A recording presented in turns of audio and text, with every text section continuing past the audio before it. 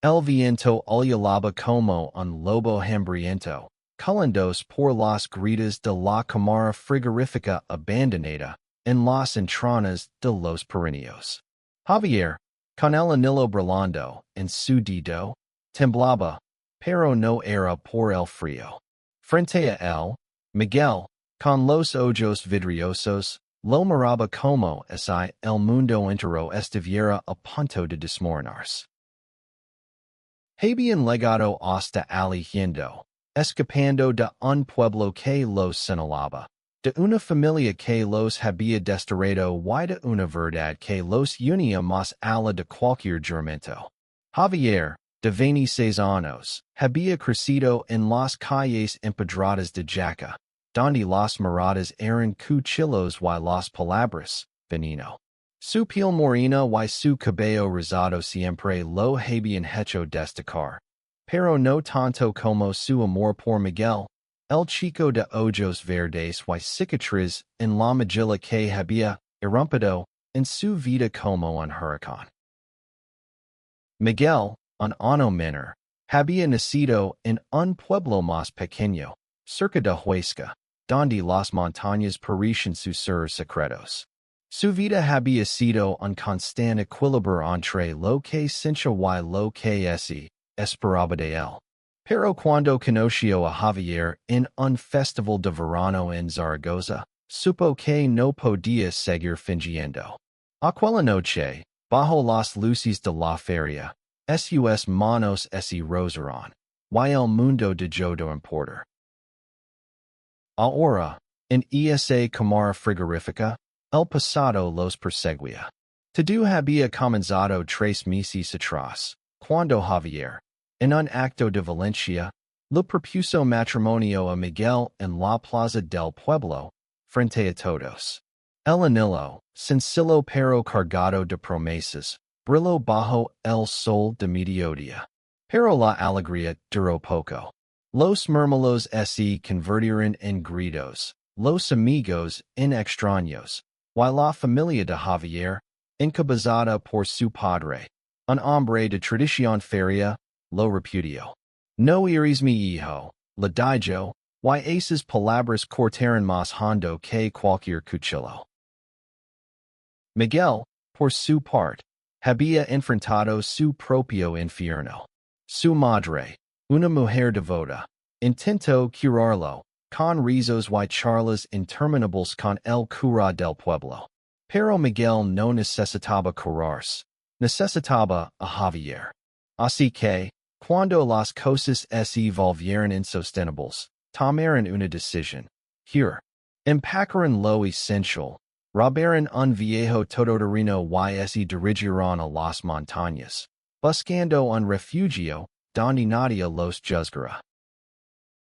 La Cámara Frigorífica, un vestigio olvidado de una antigua fábrica de conservas, fue su última esperanza. Estaba en ruinas, con paredes de metal oxidado y un suelo cubierto de polvo y hielo. Pero al menos, estaban juntos. Javier se sentó en el suelo, exhausto, mirando el anillo en su dedo. Esto no debería ser así, murmuró, su voz quebrantos. Miguel se acercó, arrodillándose frente a él. No importa dónde estemos, Javi. Mientras estemos juntos, todo estará bien. Pero no estaba bien. Afuera, las montañas eran un laberinto de nieve y roca, y el todoterreno se había averiado a kilómetros de distancia. No tenían comida, solo un par de mantas y una linterna que apenas funcionaba. La realidad los golpeaba con la fuerza de una avalancha. Estaban atrapados, y el frío comenzaba a calar en sus huesos. Esa noche, mientras el viento rugía, Miguel tomó la mano de Javier y la apretó con fuerza. Si no salimos de aquí, quiero que sepas que no me arrepiento de nada, dijo, su voz temblorosa pero firme. Javier lo miró, con lágrimas en los ojos. Yo tampoco, pero no voy a dejar que esto termine así. A la mañana siguiente, decidieron explorar la cámara en busca de algo útil. Encontraron una trampilla oxidada en una esquina, cubierta por años de suciedad. Con esfuerzo, lograron abrirla, revelando un túnel oscuro que descendía hacia lo desconocido. No tenían idea de dónde lavaba, pero era su única opción. Tomatoes de la mano, con el anillo de Javier como un faro de esperanza, comenzaron a descender, sin saber que el verdadero peligro on los esperaba. El túnel era estrecho, humido, y olía a mojo y metal viejo. La linterna parpadeaba, proyectando sombras danzantes en las paredes de roca. Javier iba delante, con el corazón latiendo tan fuerte que temía que Miguel lo oyera. Cada paso resonaba como un eco de su determinación, pero también de su miedo. ¿Y si esto no leva a ninguna parte? Preguntó Miguel, su voz reverberando en la oscuridad. No pienses en eso, respondió Javier, aunque él mismo dudaba. El anillo en su dedo parecía pesar más con cada metro que avanzaban. Había sido un símbolo de amor, pero ahora también era un recordatorio de todo lo que habían sacrificado.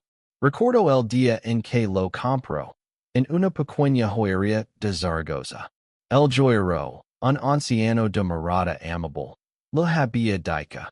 Este anillo no es solo metal, es una promesa. Y Javier había prometido proteger a Miguel, sin importar el costo. El túnel se abrió a una caverna más amplia, donde el aire era menos opresivo, pero el frío seguía siendo implacable. Encontraron restos de lo que parecía un campamento abandonado, lotes vacíos, una manta rota y un mapa errado. Javier lo desplegó con cuidado, sus manos temblando por el frío y la emoción. El mapa mostraba los Pirineos, con una ruta marcada que parecía conducir a un pueblo cercano, pero también había notas garabateadas en los margines, escritas en un español apresurado. Peligro. No confíes en ellos. ¿Quién son ellos? Preguntó Miguel, su rostro pálido bajo la luz de la linterna. Javier no respondió, no tenía respuestas. Pero algo en su interior le decía que no estaban solos. Decidieron descansar un momento, compartiendo la manta y un poco de agua que les cuidaba. Sentados uno contra el otro, Javier sintió el calor de Miguel, un contraste con el hielo que los rodeaba. Te amo, susurró Miguel, y esas palabras fueron como un bálsamo para el alma de Javier. El momento de calma duró poco. Un ruido metálico resonó desde el túnel por el que habían venido, como si alguien arrastrara algo pesado. Javier se puso de pie de un salto, la linterna iluminando la entrada. Quédate detrás de mí, dijo, aunque su voz temblaba. Miguel obedeció, pero sus ojos estaban llenos de determinación. No estaban dispuestos a rendirse. Avanzaron hacia el sonido, con el corazón en la garganta. Al doblar una esquina, encontraron una puerta de metal cerrada con un candado oxidado. Javier golpeó el candado con una piedra, y tras varios intentos, cedió. La puerta se abrió con un chirrido, revelando una sola línea de cajas de madera apiladas. Algunas estaban marcadas con símbolos extraños, y otras tenían nombres escritos, Jaca, Huesca, incluso Zaragoza. Era como si alguien hubiera estado recolectando información sobre sus pueblos. Esto no me gusta, murmuró Miguel, pero Javier ya estaba abriendo una de las cajas. Dentro había documentos, fotos y recortes de periódico.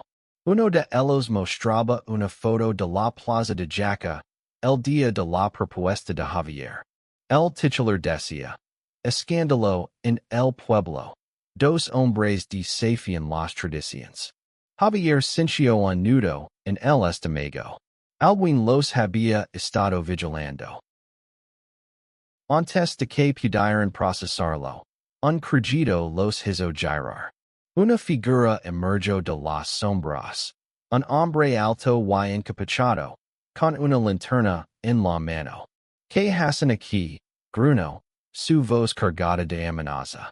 Javier empujó a Miguel detrás de él, levantando la piedra con la que había roto el candado. Pero el hombre no parecía querer pelear. En cambio, dijo algo que los dejó helados. Si quieren salir vivos, tendrán que hacer un trato. El hombre encapuchado los llevó a una sala aún más profunda en la caverna, donde una fogata improvisada irradiaba sombras inquietantes. Se presentó como Diego, un ex-contrabandista que había usado esas cuevas durante para esconder mercancías. Pero sus ojos, duros como el granito, escondían algo más. No están aquí por casualidad, dijo, señalando las calles. Alwin los fuera del camino. Javier apretó la mano de Miguel, sintiendo el frío del anillo contra su piel. ¿Quién? Preguntó, su voz firme a pesar del miedo. Diego rió. Un sonido áspero que resonó en las paredes. Gente con poder. Gente que no tolera lo que ustedes representan. Hizo una pausa, mirándolos de arriba abajo. Pero puedo ayudarlos. Por un precio. El trato era simple pero adorador. Diego los guiaría fuera de las montañas, pero a cambio, debían entregar el anillo de Javier. Y es valioso, dijo Diego, aunque sus ojos sugerían que no hablaba solo de dinero. Javier se negó al instante. Este anillo es nuestro, dijo, apretando la mano de Miguel. Pero Diego no cedió. Entonces se quedan aquí. Y cream, no duraron mucho. Miguel, siempre el más pragmático, susurró a Javier.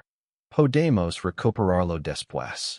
Lo importante es salir vivos. Pero Javier no estaba tan seguro. El anillo no era solo un objeto. Era su promesa, su resistencia, su amor.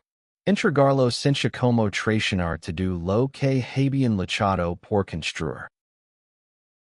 Decidieron ganar tiempo. Pidieron una noche para pensarlo. Y Diego, aunque reticente, aceptó. Los dejó solos junto a la fogata, advirtiéndoles que no intentaran escapar. Pero Javier y Miguel no eran de los que se rendían. Mientras las llamas crepitaban, comenzaron a planear.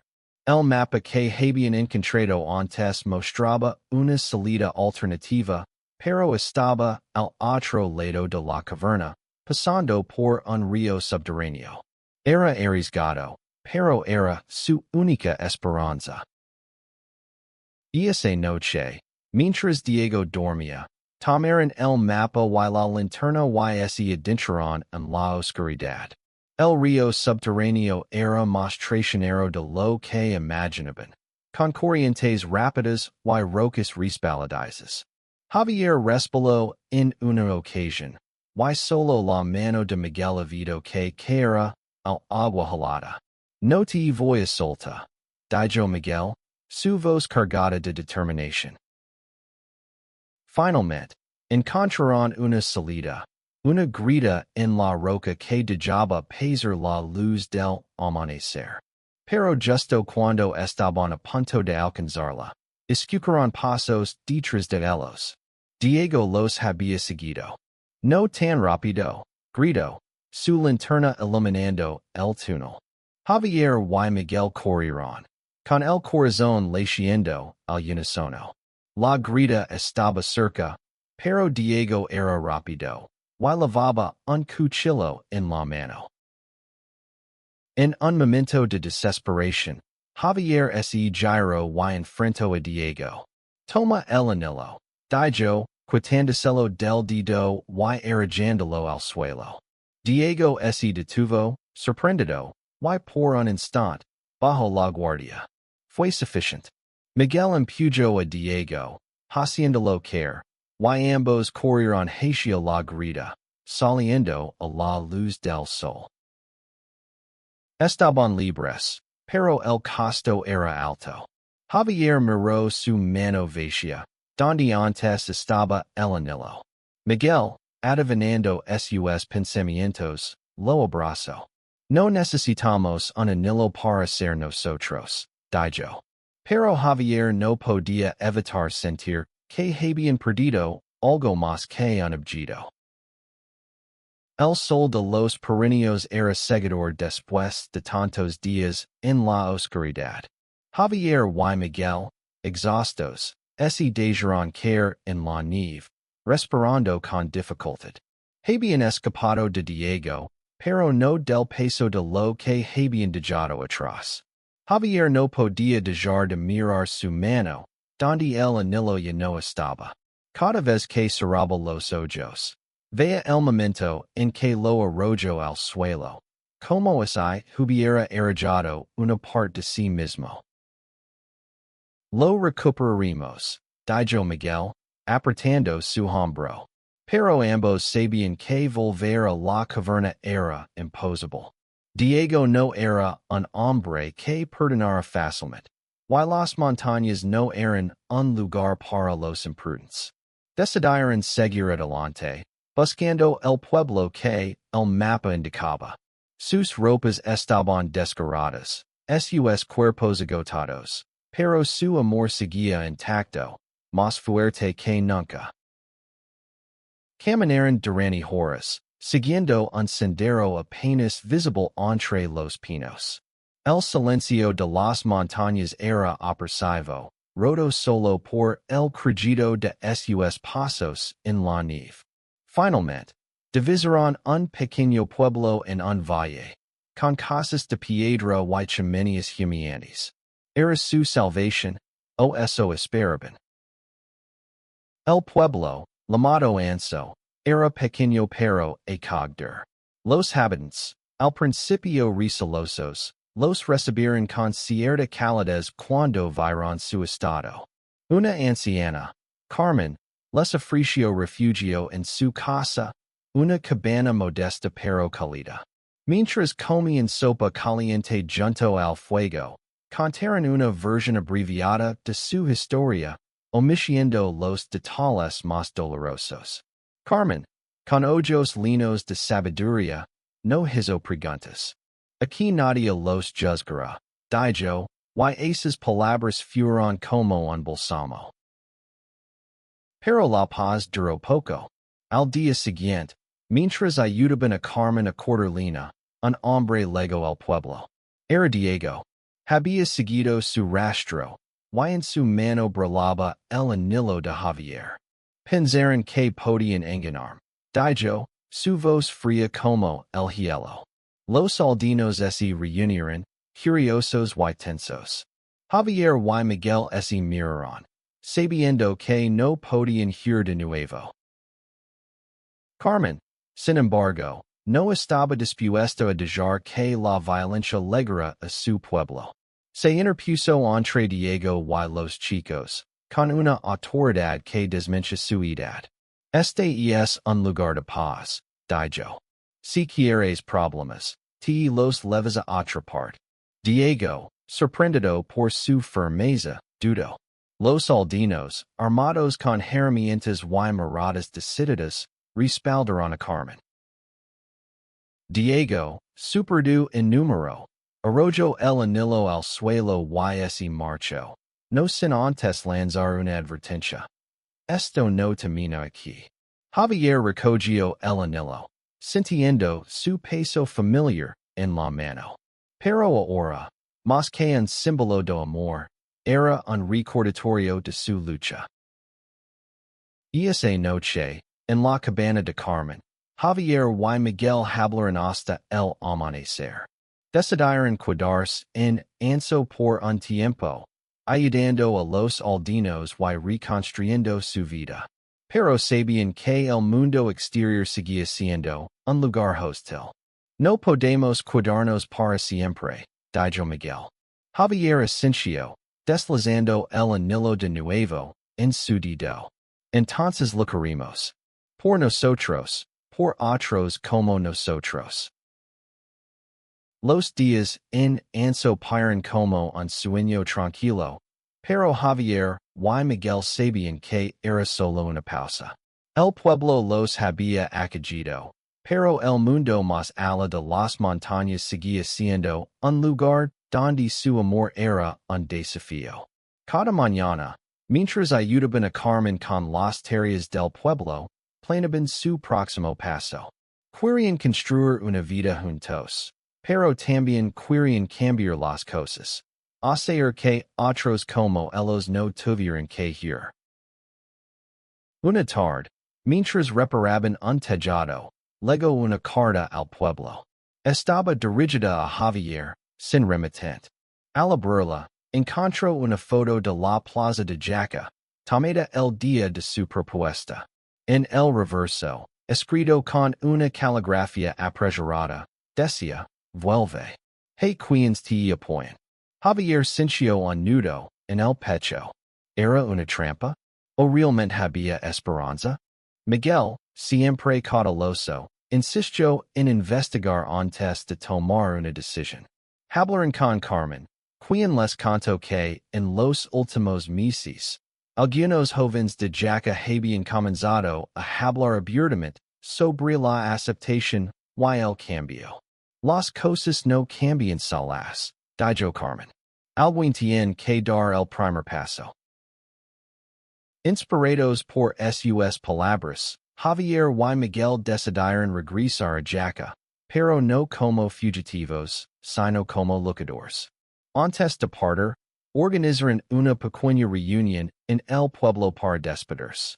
Los aldeanos, que habían legado a quererlos, les dieron provisions y palabras de aliento. Carmen, con lágrimas en los ojos, les dio un abrazo. Son valientes, dijo. El mundo necesita más como ustedes. El viaje de regreso fue largo y lleno de incertidumbre. Cuando llegaron a Jaca, la plaza estaba igual que siempre, pero había algo diferente en el aire. Un grupo de jóvenes los esperaba, sosteniendo carteles con mensajes de apoyo. Amor y es amor, decía uno. Jaca sin prejuicios, decía otro. Javier sintió que las lágrimas le quemaban los ojos. No todos los aceptaban, pero por primera vez, sintió que no estaban solos. Sin embargo, no todo era ideal. El padre de Javier, Don Rafael, seguía siendo una figura imponente en el pueblo, y su rechazo era una sombra que no desaparecía. Decidieron enfrentarlo. Fueron a su casa, una construcción antigua al borde de la plaza. Don Rafael los recibió con frialdad, pero por primera vez, Javier vio un atisbo de duda en sus ojos. No te pido que me entiendas, dijo Javier, con el anillo brillando en su dedo. Solo te pido que me veas como tu hijo. Don Rafael no respondió, pero no lo secó. Fue un pequeño paso, pero para Javier, era suficiente por ahora. Esa noche, en la plaza, Javier y Miguel se sentaron bajo las estrellas, tomados de la mano. Habían enfrentado el frío, el peligro y el rechazo, pero seguían juntos. El anillo, que había sido erigado y recuperado, ahora brillaba con un nuevo significado. No solo era una promesa de amor, sino un símbolo de resistencia. De vuelta en Jaca, Javier y Miguel comenzaron a construir algo más grande que ellos mismos. Inspirados por el apoyo de los jóvenes del pueblo, fundaron un pequeño grupo de apoyo para personas LGBT en la región. Lo llamaron luz en la montaña. Un nombre que evocaba su escape de la Cámara Frigorífica y su lucha por la libertad. Las reuniones eran discretas, en un local prestado por una de las organizadoras, una chica llamada Elena que había perdido a un amigo por la intolerancia. Cada semana, más personas se unían.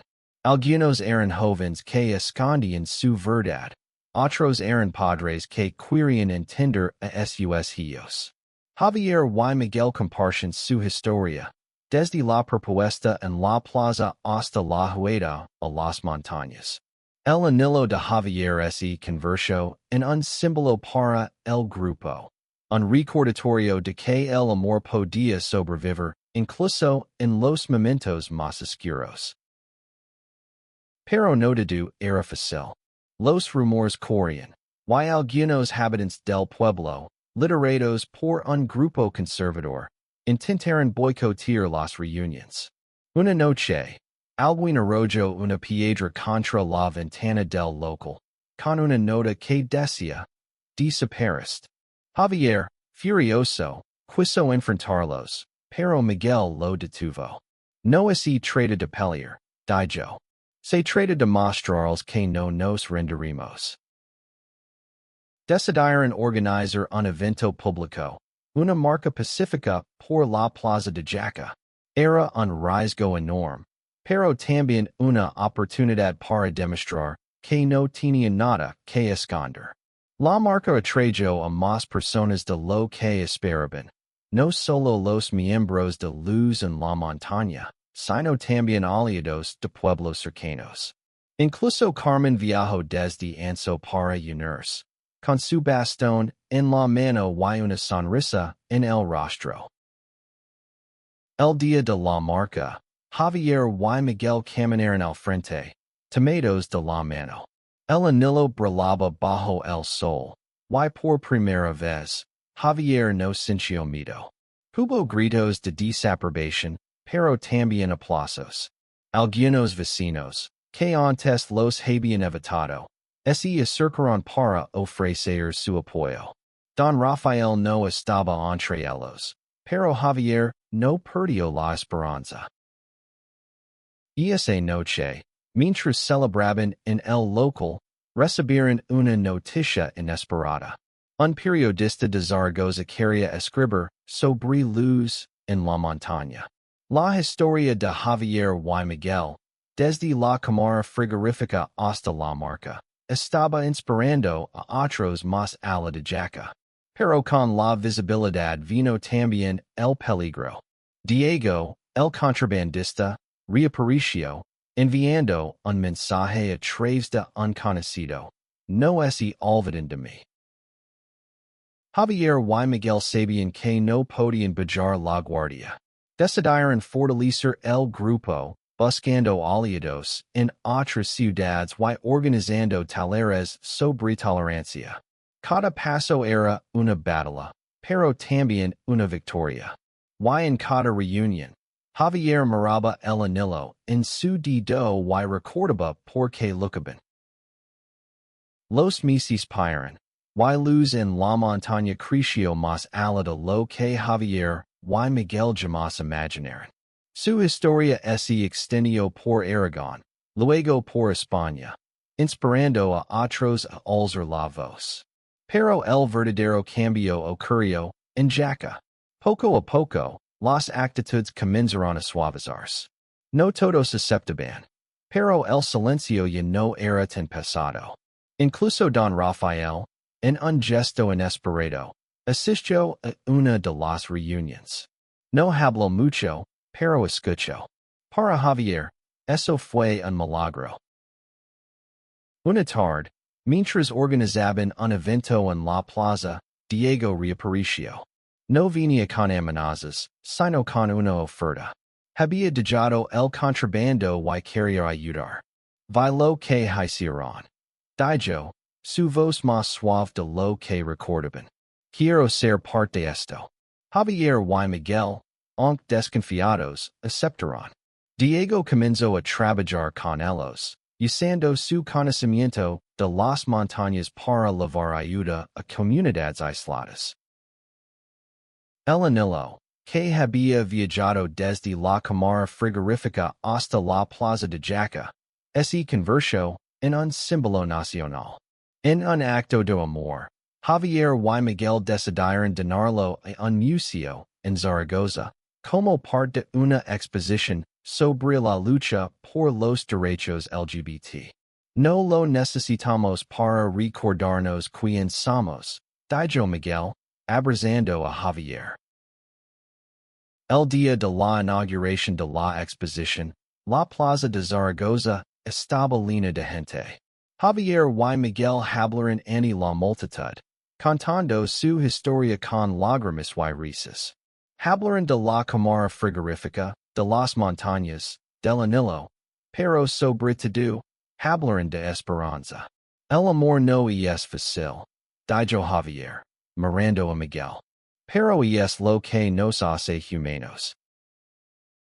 Cuando volvieron a Jaca, encontraron una carta de Don Rafael. Era breve, pero decía todo.